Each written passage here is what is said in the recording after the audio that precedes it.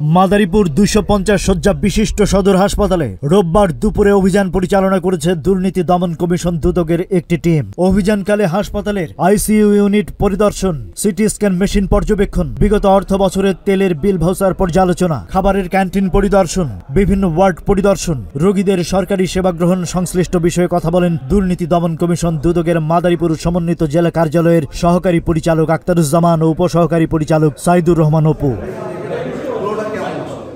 দুর্নীতি দমন কমিশন দুদকের মাদারীপুর সমন্বিত জেলা কার্যালয়ের সহকারী পরিচালক আখতারুজ্জামান জানান, আইসিইউ ইউনিট পরিদর্শন ও সংশ্লিষ্ট রেকর্ডপত্র পর্যালোচনা করে দেখা যায় ২০২৩ সালে আইসিইউ ইউনিটে সকল প্রয়োজনীয় চিকিৎসা সরঞ্জাম ইনস্টল করা হয়েছে এবং ৫ জন ডাক্তার ও ১৪ জন সিনিয়র স্টাফ নার্সকে সংশ্লিষ্ট বিষয়ে প্রশিক্ষণ প্রদান করা হয়েছে, কিন্তু এখনো আইসিইউ ইউনিট চালু করা হয়নি, অচল অবস্থায় পড়ে আছে। সিটি স্ক্যান মেশিন পর্যবেক্ষণ করে দেখা যায় সিটি স্ক্যান মেশিনের বেড প্রায় ১ মাস ধরে নষ্ট।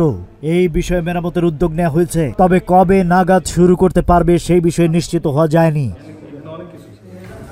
বিগত অর্থ বছরে সদর হাসপাতালের তৎকালীন প্রধান সহকারী কাউসার মিয়ার জেনারেটরের তেল বরাদ্দ বাবদ ২৬ লক্ষ টাকা উত্তোলন করা হয়েছে। এই বিষয়ে হাসপাতাল কর্তৃপক্ষ বিল ভাউচার সরবরাহ করতে পারেনি।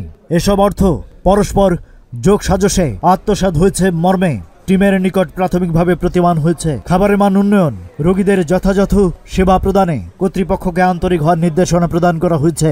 এই নির্দেশনা দিয়েছে এনফোর্সমেন্ট টিম। অভিযানকালে উদ্ঘাটিত ও সংগ্রহীত তথ্য রেকর্ডপত্র পর্যালোচনা পূর্বক এনফোর্সমেন্ট টিম কমিশন বরাবর পূর্ণাঙ্গ প্রতিবেদন দাখিল করবে। মূলত এখানে যেটা হয়েছে, 10 শয্যা বিশিষ্ট আইসিইউ মেশিন দীর্ঘদিন ধরে এটা চালু নেই এবং এটা করাইতে যদি কোনো রকম দুর্নীতি অনিয়ম হয়েছে কিনা সে বিষয়ে আমরা তথ্য সংগ্রহ করেছি, প্রাথমিক তথ্য সংগ্রহ করেছি এবং কোটি কোটি টাকা এই যে আইসিইউ মেশিন এটার পিছনে কোনো রকম কোনো বিষয় আছে কিনা সেটা আমরা রেকর্ডপত্র মোতাবেক খতিয়ে দেখে কমিশনে প্লেস করব। মাদারীপুর জেলা প্রতিনিধি মেহেদী হাসান সোহাগের পাঠানো তথ্যচিত্রে ডেস্ক রিপোর্ট।